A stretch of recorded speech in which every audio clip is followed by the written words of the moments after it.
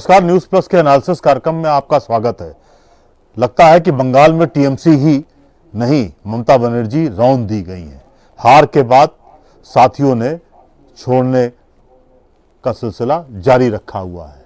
ममता और उनके भतीजे अभिषेक बनर्जी का अहंकार खत्म नहीं हो रहा है। ममता भतीजा मुंह में पैर पर कुल्हाड़ी मारकर पार्टी का ही नाश किए दे रही हैं। अब उन्होंने अपने सबसे खास सिपह सलाहकार कल्याण बनर्जी को भी नाराज कर दिया है। कल्याण तो अभिषेक की कारस्तानी और व्यवहार से इतने आहत हो गए हैं कि गुस्से में ममता को कोस रहे हैं। क्या इंडिया ब्लॉक में संकट का समय आ गया है? क्योंकि उद्धव शिवसेना में अटकलबाजियों की खबरें दिखाई दे रही हैं। इसी पर हम विश्लेषण करेंगे। साथ होंगे बंगाल से भाजपा प्रवक्ता ऋषिकेश चौधरी जी। चौधरी जी, नमस्कार के साथ आपका स्वागत है। एक छोटी सी रिपोर्ट हमारी बंगाल के परिप्रेक्ष्य में जरूर देख लीजिए।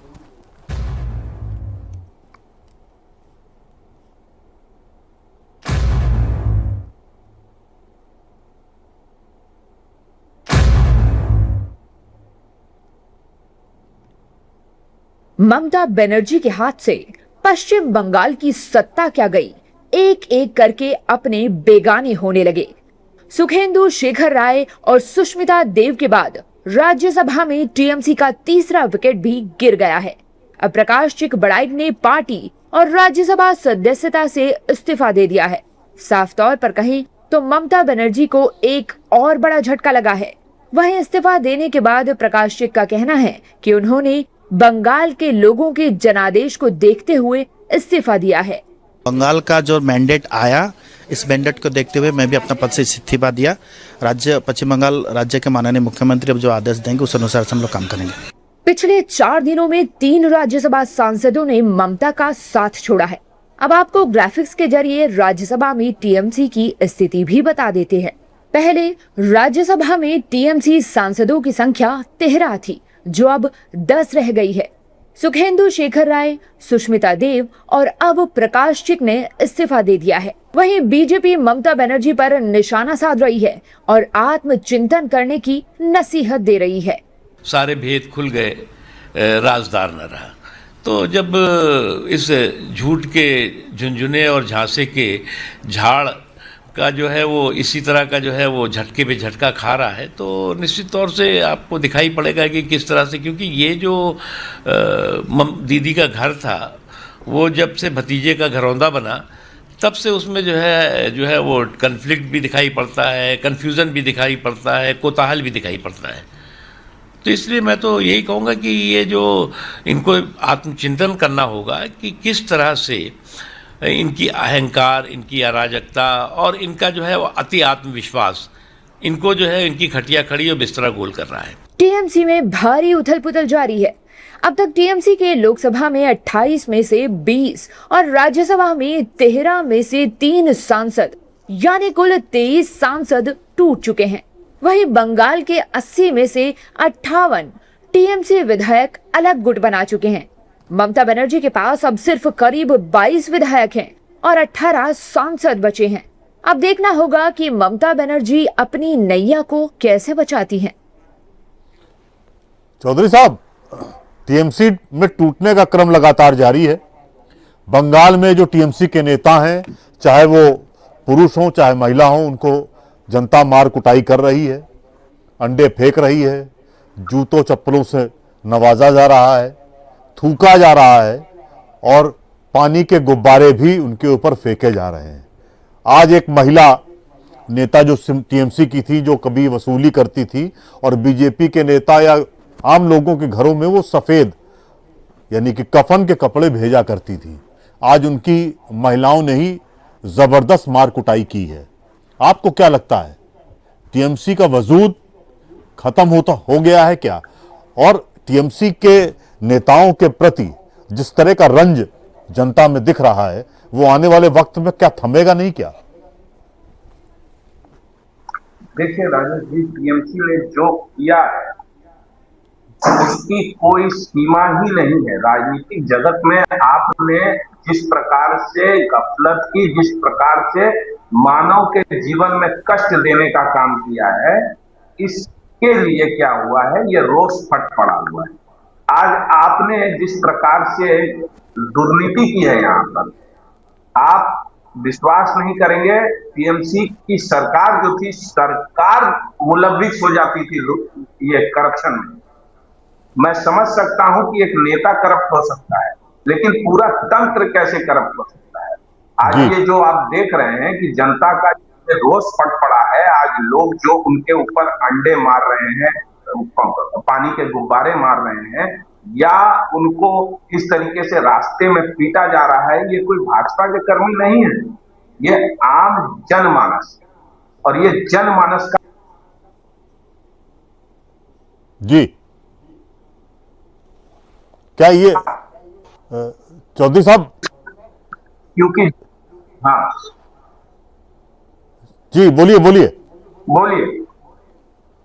क्योंकि जनमानस के जीवन में जिस प्रकार से टीएमसी की राजनीति के कारण जो प्रभाव पड़ा है, इतने लोग मारे गए हैं, के साथ माने दर्दनाक किस्से हुए हैं, आप समझ सकते हैं। जब बंगाल में कितनी महिलाएं अभी आके निकल के आ रही हैं, क्योंकि साथ अपनी आपकी बता रही हैं। आप सोचिए, जहां पे सरकारी तंत्र ये लग जाए कि जिस किसी महिला के साथ सामूहिक बलात्कार हो और उसके अपराधी को बचाने का सामूहिक काम अगर सरकारी तंत्र करे, तो ऐसे लोगों के साथ जनता ऐसा ही व्यवहार करे। और रहा प्रश्न कि टीएमसी का वजूद, तो मैं आपको खरी खरी कह देता हूं कि 2027 में से पहले ये पार्टी ही नहीं रहेगी। आज जिस प्रकार से कांग्रेस ने कहा है, कांग्रेस की महामहिम सोनिया गांधी जी ने प्रस्ताव दिया है ममता बनर्जी जी को कि आप वापस कांग्रेस में विलय कर लीजिए और मैं आपके भतीजे को माने जनरल सेक्रेटरी की पोस्ट दे दूंगी ऑल इंडिया।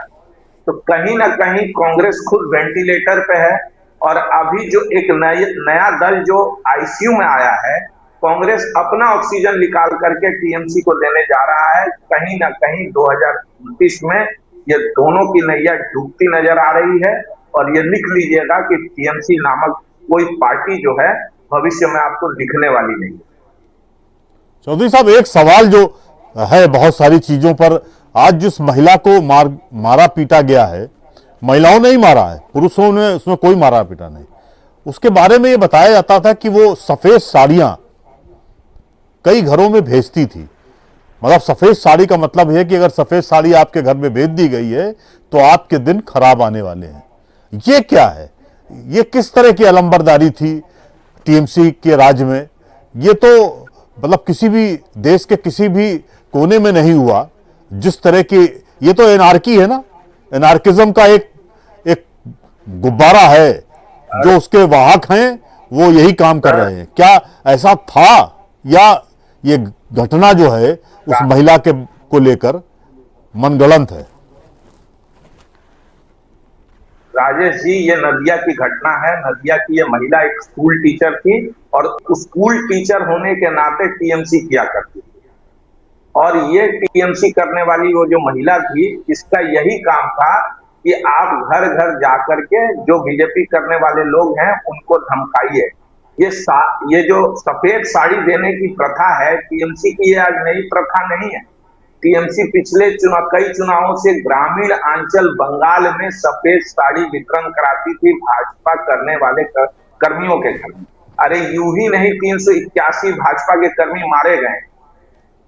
टीएमसी एक ऐसा दल था, आप सोचिए, अगर आप बीजेपी करते हैं तो आप जहां काम करते हैं वहां आपको परेशान किया जाएगा, आपकी बच्ची जहां पढ़ती है वहां परेशानी झेलना पड़ेगा, आपके परिवारजन अगर बाजार जा रहे हैं, आपकी महिला परिवार सदस्य की कोई बाजार जा रही है, उनको परेशान किया जाएगा। अच्छा, आप इन सब चीज को लेकर के पुलिस के पास जाओगे तो पुलिस भी आपके रजिस्टर्ड नहीं रहेगी।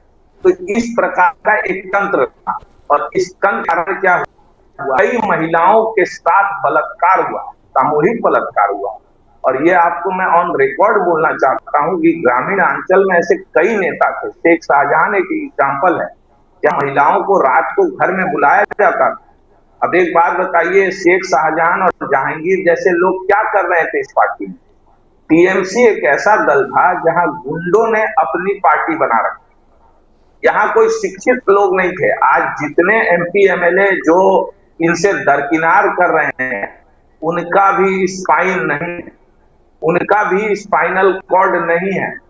क्योंकि जब आप ममता बनर्जी पावर में थी, उनका विरोध कर रहे थे, लेकिन जैसे ही ममता बनर्जी पावर से निकल गई तो आप उनका विरोध कर रहे हो। तो कहीं ना कहीं आप अपनी सिद्धि के लिए शामिल होना चाहते हैं। ये मैं आपको स्पष्ट बात में बता देना चाहता हूँ। और रही बात यही नहीं है, बंगाल में हिंसा का दौर चला है, ये 15 साल हिंसा का दौर चला है। चौधरी साहब, एक जो बात सबसे इंपॉर्टेंट है, पिछले 24 घंटों में जो डेवलपमेंट हुआ है कि टीएमसी के बहुत खास नेता थे कल्याण बनर्जी, अभी भी हैं, उनकी आप कह लीजिए कि वो ममता से भी नाराज हो गए हैं। अचानक एक केस को लेकर मामला बिगड़ा है और अभिषेक बनर्जी से वो बहुत रुष्ट हो गए हैं और ऐसा माना जा रहा है कि उन्होंने भला बुरा भी कहा है और उनके दिमाग में बहुत सारी चीज़ें चल रही हैं, लेकिन कुछ लोग ये भी कह रहे हैं कि वो टीएमसी छोड़ने जा रहे हैं। तो क्या हम इस खबर को सही मान लें या आने वाले दिनों में कल्याण बनर्जी, कुणाल घोष भी अब टीएमसी छोड़ेंगे? देखिए, कल्याण बनर्जी और कुणाल घोष, जहां तक इनका सवाल, ये पार्टी छोड़ेंगे कि नहीं, इनके पास और कोई ऑप्शन बचा नहीं। आज कल्याण बनर्जी जो हैं, जिस दिन अगर टीएमसी की छाया से बाहर जा रहे हैं तो उनके ऊपर बहुत सारी प्रताड़ना और कई लोगों को उन्होंने प्रताड़ित किया है, कानून को इसे प्रताड़ित किया है। और जब ये प्रताड़ना कार से है तो उनको छत्र छाया में वापस एनडीए भी नहीं लेगी, क्योंकि वो जो दल टीएमसी से बिखर गई है उनका भी विरोध ये कर रहे हैं। तो कहीं ना कहीं मैं ये देख रहा हूं कि ये वाद विवाद संज्ञान जो अभिषेक बनर्जी को लेकर के ममता बनर्जी के दल में भी कल्याण बनर्जी से हो रहा है, ये दल को जाने वाले नहीं। दूसरी बात, कुणाल घोष जो हैं, कुणाल घोष जो हैं, उनके पास स्पष्ट रूप से कोई आगे न पीछे, कहावत है ना, आगे हाथ है पीछे पीछे, तो उनके पास कोई नहीं। तो उनको कोई पूछने वाला नहीं है। तो ये दो जन जो है टीएमसी से जाने वाले नहीं। ठीक बात है। चौधरी साहब, जो स्थितियां बंगाल की हैं, क्या आने वाले वक्त में आप टीएमसी को तो खत्म मान ही रहे हैं, क्या टीएमसी के जो लोकल लीडरशिप है वो कांग्रेस में विलय का ख्वाब नहीं देख रही है और विरोध भी कर रही है? क्या इस तरह की बातें हैं क्या?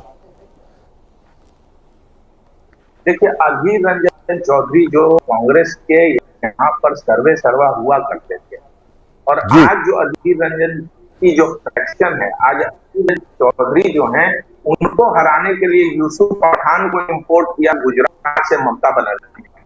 और आज वही यूसुफ पठान जो हैं आगे बनने बैठे हुए हैं। आप बताइए क्या विधान। और जहां यूसुफ पठान आज बागी बन बैठे हैं, तो उसी तरीके से पुराना एक बहुत पुरानी चोट है अधीर रंजन चौधरी और ममता बनर्जी के बीच। और ये अधीर रंजन फ्रैक्शन जो है कभी नहीं चाहेगा कि ममता बनर्जी कांग्रेस में विलय करें। तो कहीं बात फंसती नजर आ रही। कांग्रेस को लग रहा है कि 2 करोड़ जो टीएमसी का, अगर कांग्रेस और टीएमसी विलय कर लेती है तो ये वोट परसेंटेज उनको मिल जाएगा। ये भी एक दिन में सपना देखने वाली बात है। कहीं ना कहीं कांग्रेस का सपना भी साकार नहीं होते हुए नजर आ रहा है, क्योंकि बंगाल में अगर आप ये कांग्रेस में भी विलय करेंगे तो लोग चेहरे को मार रहे हैं, पार्टी को नहीं। आप समझ लीजिए, लोग काउंसिलर, लोग कॉर्पोरेटर, लोग विधायक, लोग इनके पार्टी के नेता के चेहरे को मार रहे हैं। आज कहीं ना कहीं ये जो अंडे वाली थेरेपी जो चल रही है, इससे कई लोग सहमत होंगे कि बहुत एमपी जो हैं वो डरे सहमे हैं, बंगाल नहीं आ रहे हैं, वो दिल्ली में ही बैठे हुए हैं। तो कहीं ना कहीं ये जो बागी हैं, अब शत्रुघ्न सिन्हा के भी स्वर जो हैं वो बदल गए हैं। आप सोचिए, शत्रुघ्न सिन्हा का क्या लेना देना है बंगाल से? आप सोचिए, कीर्ति आजाद जैसे एमपी को बनाया जिसने पार्लियामेंट में ई सिगरेट पीने का काम किया, ऐसे दुष्कर्म करने वाले लोग। महुआ मोइत्रा, इनको जब एथिक्स कमेटी ने बर्खास्त कर दिया, वापस इनको टिकट देकर कृष्णनगर से एक एमपी बनाने का काम ममता बनर्जी ने किया। आप बताइए यूसुफ पठान को क्या जरूरत है बंगाल से लड़ाने की? आप बताइए ये साकेत भोसले हों या ये जो गोस्वामी हैं, इनको राज्यसभा भेजने का काम टीएमसी क्यों कर रही थी? अरे टीएमसी ने पूरे भारतवर्ष के नकारों लोगों का ठेका ले रखा था। जो लोग नकारे हैं उनको आप टिकट दे करके राज्यसभा और लोकसभा भेजने का काम करते। तो ऐसे तो लोग हैं। और आज शत्रुघ्न सिन्हा के भी सुर बदले हुए हैं, वो भी बागी बन के बैठे। हाँ, लेकिन आज शत्रुघ्न सिन्हा ने थोड़ा ये भी कह दिया है कि अभी हम ममता के साथ ही रहेंगे।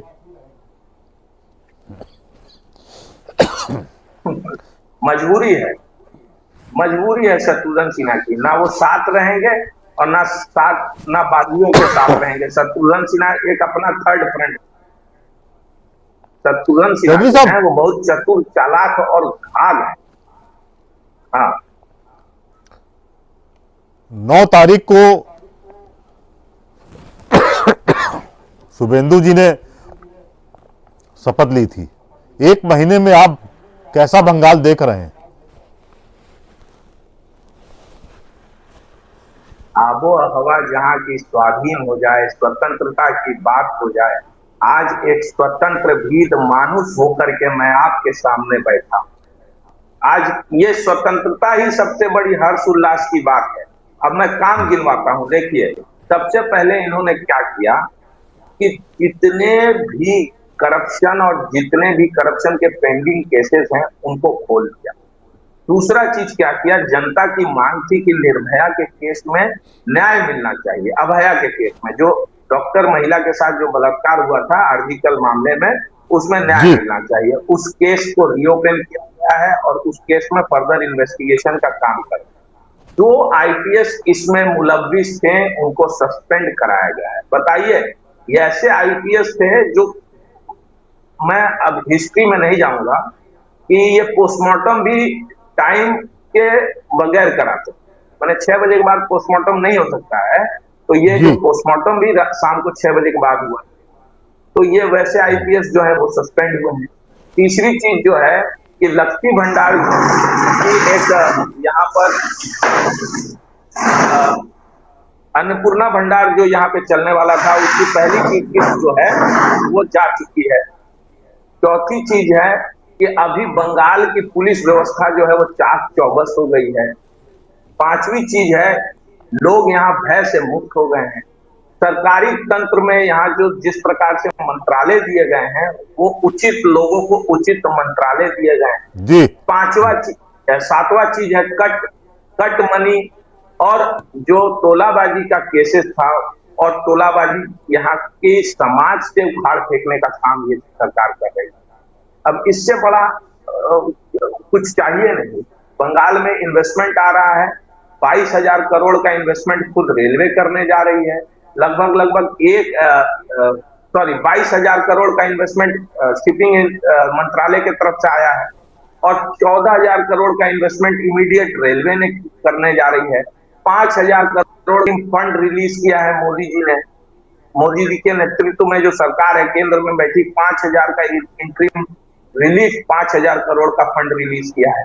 प्लस बड़ी बड़ी उद्योगपति कंपनियां जो हैं आने वाली हैं। अडानी के बेटे जो हैं सुपुत्र जी अडानी के, वो मिलके आए हैं अभी शुभेंदु अधिकारी जी से। अटकलें ये लगाई जा रही हैं कि गूगल का डेटा सेंटर आने वाला है, टेक हब आने वाला है कोलकाता। आईटी के जो सारे ये थे इंडस्ट्रीज, वो कहीं वापस आ रही हैं बंगाल के तरफ। तो ये होने वाला है।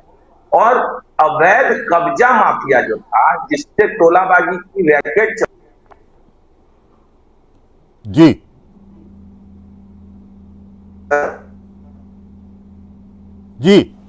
बोलिए।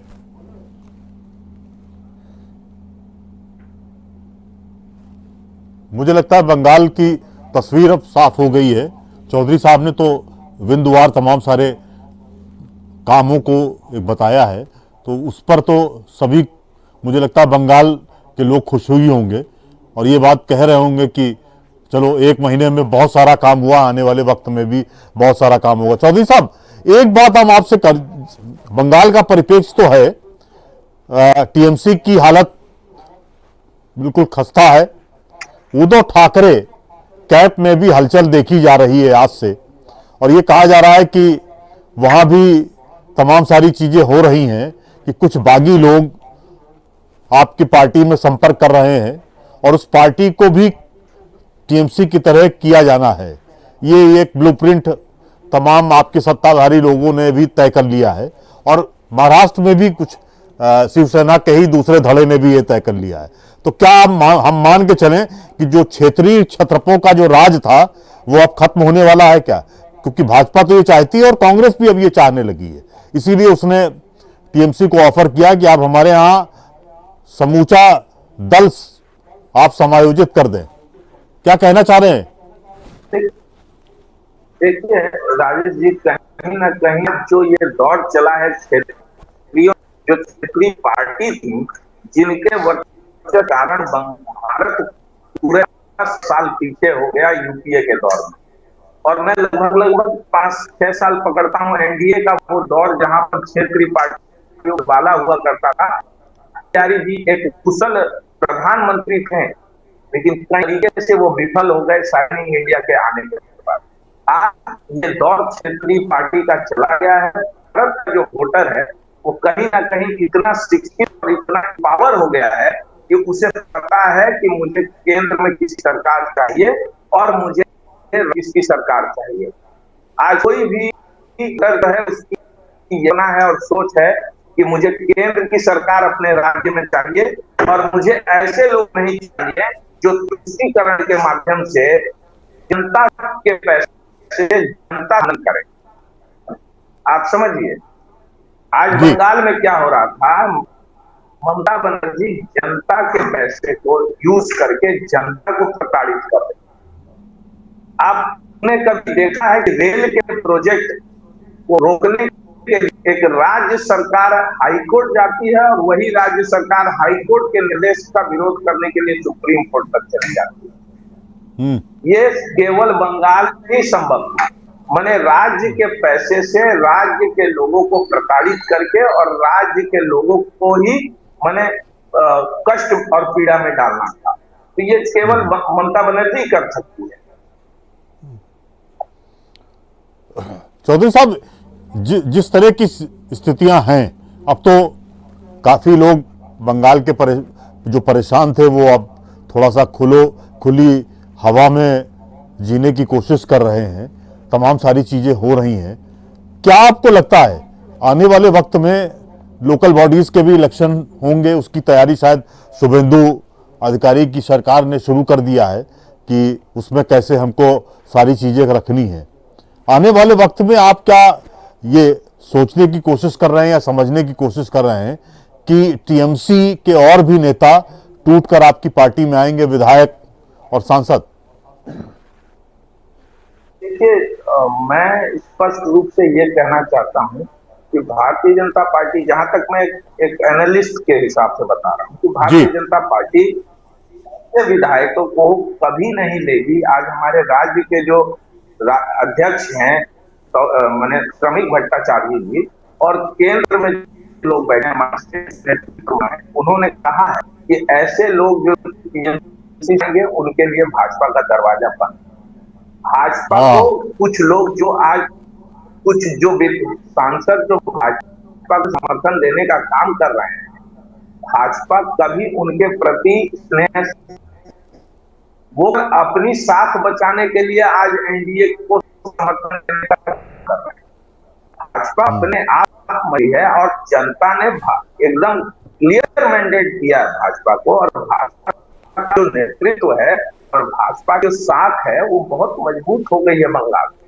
अब हमें ऐसे लोगों की जरूरत नहीं है जो बंगाल के साथ काम करें, भाजपा के छवि खराब करें, और भाजपा की छवि को खराब ना करने के लिए अब हम तो किसी को रोक मान लीजिए कि हमारा दरवाजा तो ऐसा नहीं है ना कि हम किसी को बुलाएंगे और आएंगे।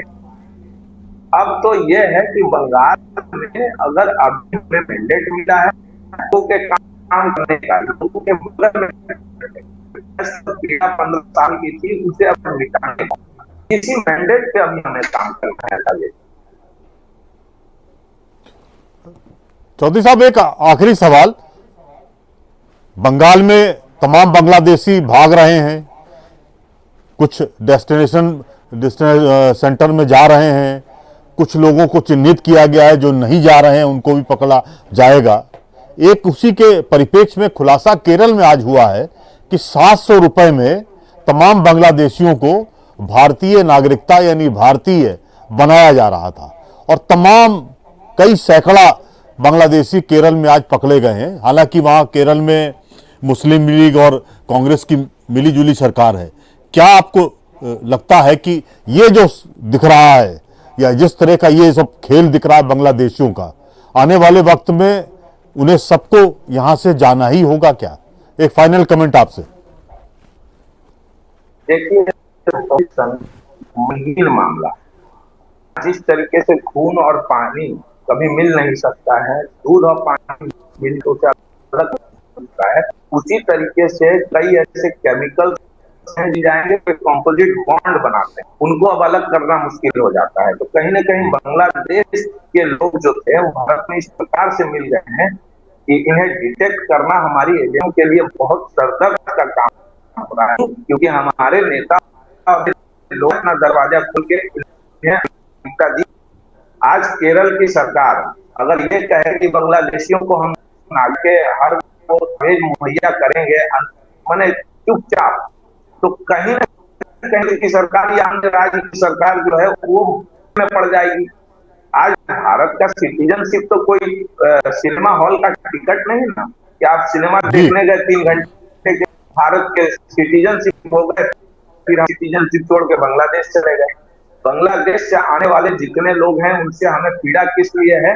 वो हमारी सरकारी सब्सिडी खाते हैं, हमारे लोगों का काम काज, व्यवसाय, नौकरी, पेशा, इसमें कष्ट पैदा करते हैं, हमारे अनऑर्गेनाइज सेक्टर काम करते हैं उनका वो रोजगार छीन लेते हैं।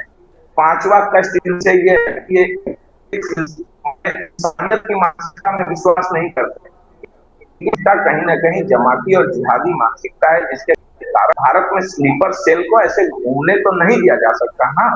भारत किसी की जमीन नहीं है, ना मेरी है ना का, लेकिन केवल भारतीयों के लिए है।